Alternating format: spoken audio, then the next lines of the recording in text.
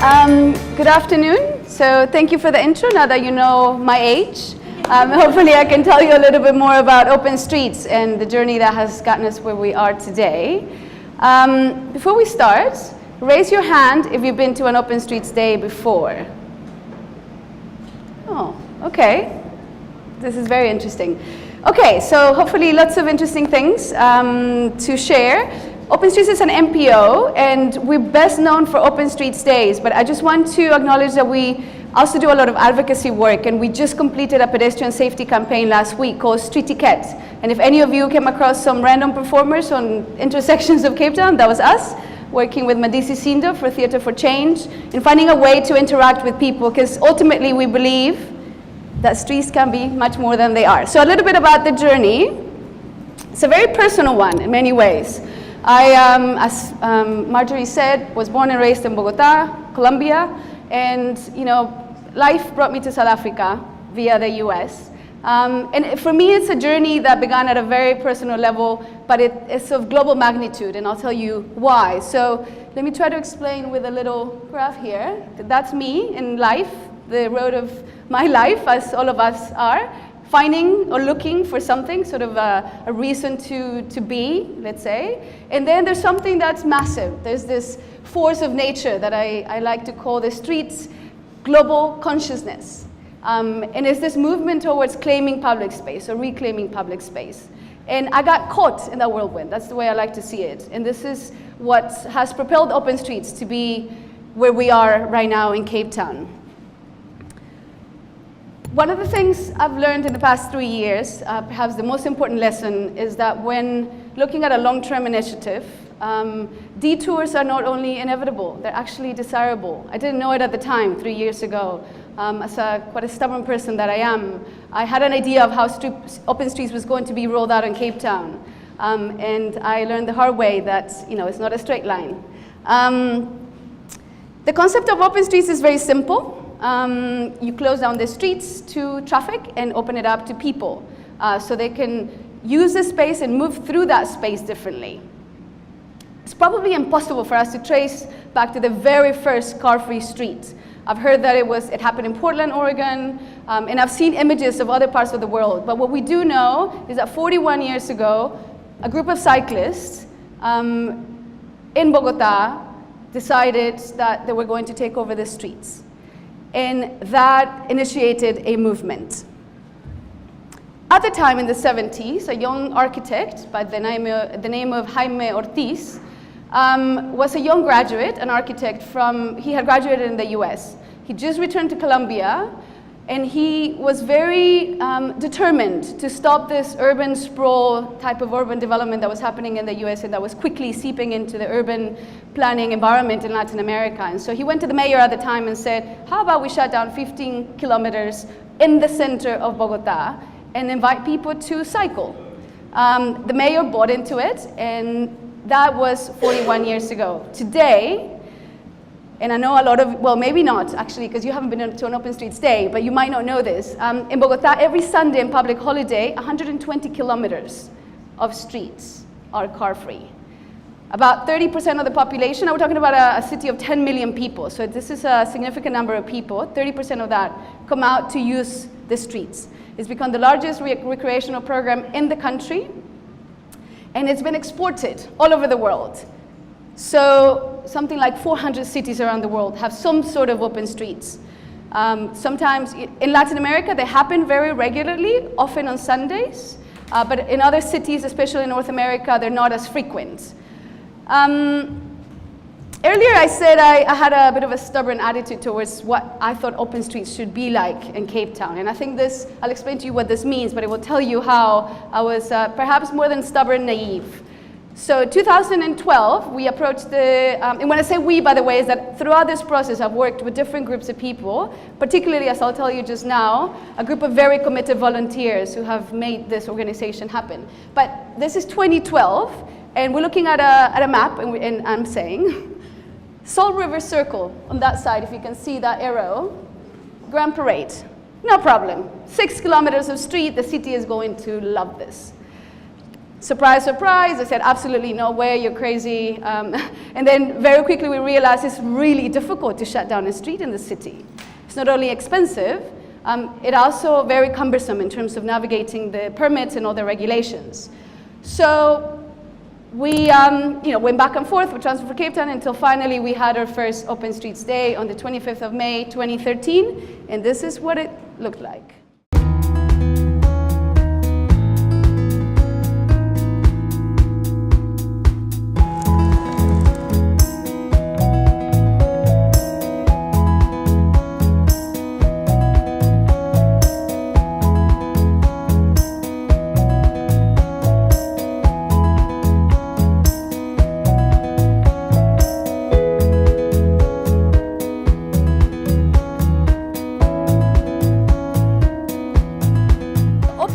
About streets that generate respect for all of us, regardless who we are and how we move.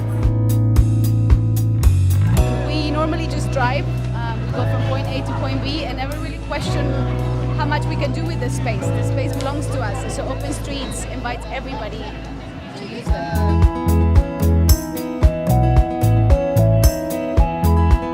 I basically think it just makes people more aware of each other in the environment, that so many people don't actually know that the next person there actually exists.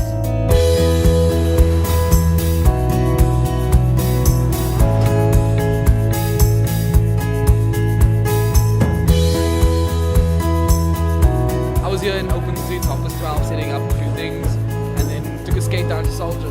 Found these little kids that didn't know about Open Streets, brought them here and told them that they're allowed to skate. And they've been here ever since.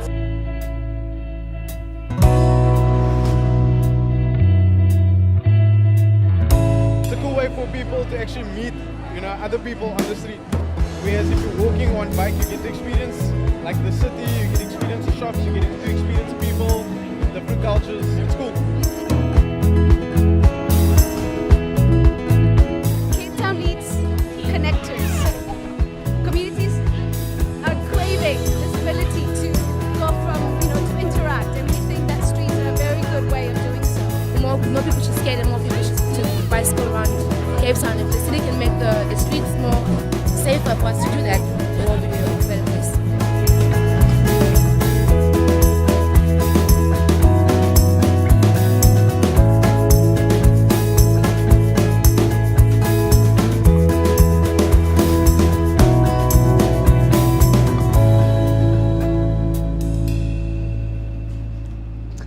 So that was the beginning of an amazing journey. As you can see on this timeline, we have now had 7 Open Streets Days, all very much possible because of the city of Cape Town. From the beginning, as I said in the beginning, they were a little bit skeptical, but they supported us the first time around, and at every Open Streets, they've been there. I'll tell you a little bit more about what we're hoping to do in the future, but this have been the Open Streets Days. We've been to Langa, we have been to Bree Street, we went to Belleville in October this year, and we have big plans of going all over Cape Town. Now, every Open Streets Day is very unique. People often say, so how was this Open Streets Day compared to the last one, and did you have as many people, and is it better? And we always have to come back and say, you can't really compare, they're different things. You can't compare them. Every community is different. The activities that happen on the day are different, although I should say that we have a number of followers, of activity organizers who continue to come to every Open Streets Day. So there's a group called Elemental Kids, and they've come to almost every single one to create sort of a kiddie zone. We have a capoeira group that has also come to a lot of them. But every Open Streets has something or every community, I should say, showcases something very unique to them. And the street is just the platform for that.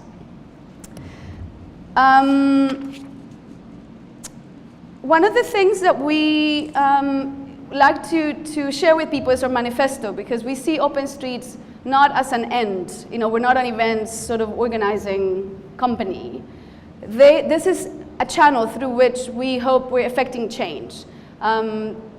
once somebody described Open Streets as the culmination of weeks of engagement with communities, and that really is what we do. You know, to give you the example of Langa, we got there 6 weeks before, actually months before, but 6 weeks before the day. It's having weekly community meetings and really doing a lot of kind of one-to-one, door-to-door visits, that type of thing. So to give you a sense of what this manifesto is about, I have another 2 minutes of footage.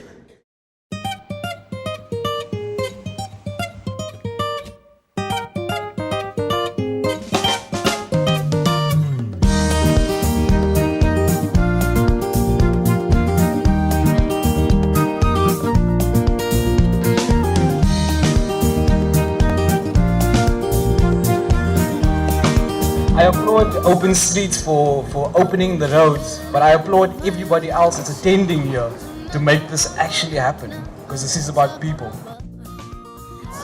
And it shows like there's a glimpse of the future of what Cape Town might look like with the idea of Open Streets. It's an opportunity for people to see what the city might be like if there was priority based on people and skaters and cyclists and pedestrians and families instead of just cars.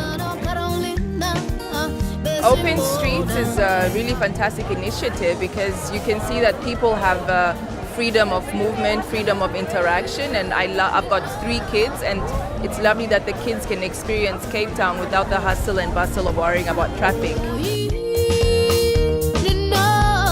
That embody respect for all and help reach the social and spatial dividers of our city.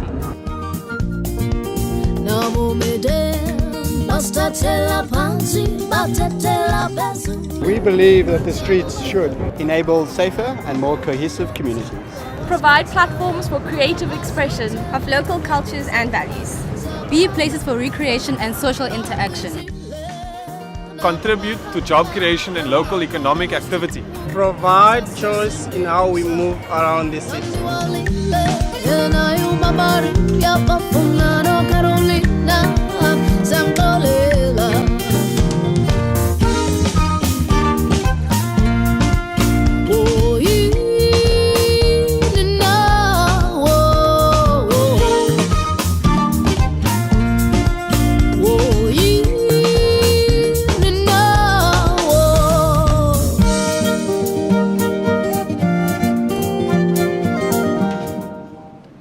So maybe to land this manifesto a little bit more in terms of what we've done until now, I just want to show you a few images and reflect on how that's, in our view, how it's, you know, we're heading in that direction. So we believe that streets should be, or should, enable safer and more cohesive communities. And this was very palpable in Langa. We have been there 3 times now. The first one in October 2013, the second time in March this year, and we were there in November again.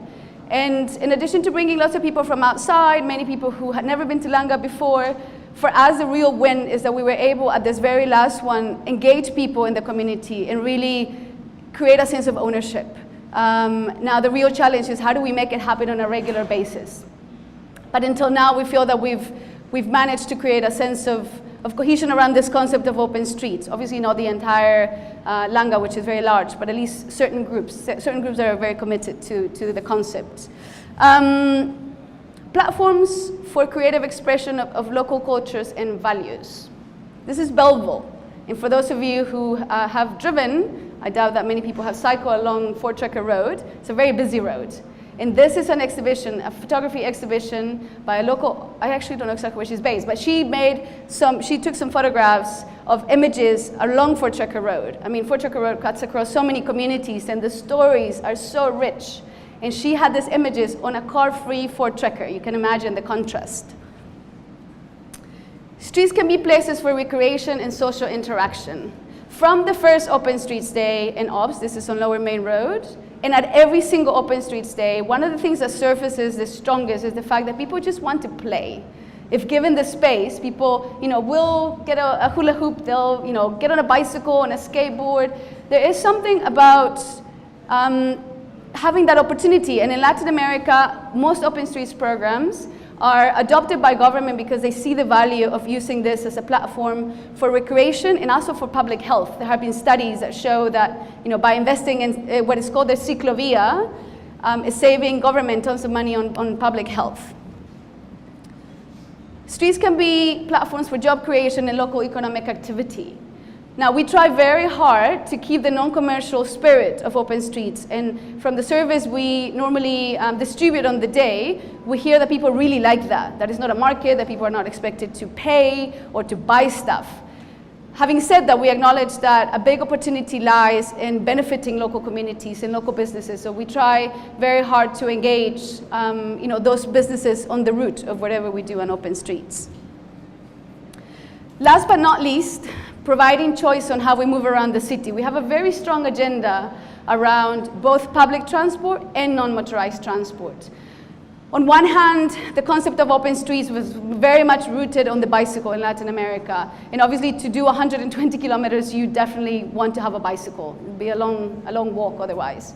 So what we do in very short lengths of street until now, I mean, that was 1.5 kilometers, enables people to move around. And our hope is that if we do this, open streets days, often enough, people are going to start feeling that this can happen on a day-to-day basis. Now, we know that many other things need to happen before, we have millions of Cape Townians cycling, but that is one way of introducing people to the concept, to the habit, if you will.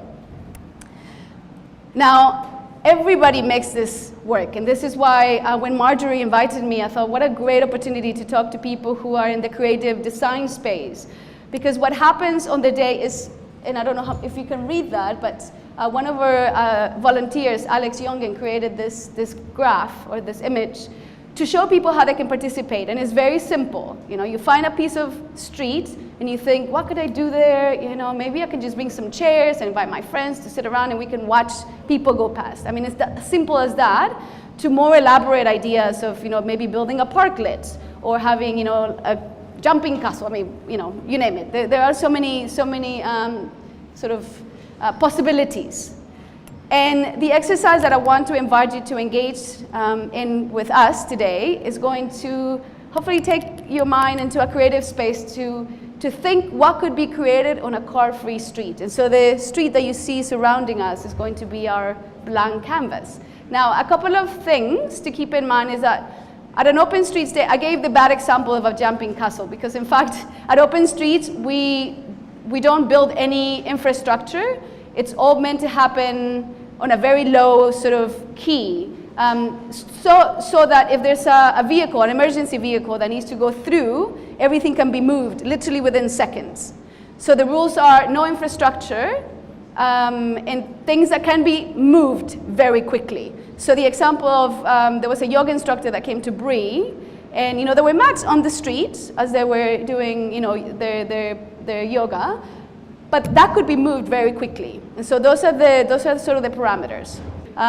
So hopefully the next exercise will get us thinking, and then maybe we can congregate again and have a conversation about Bree on the 17th of January.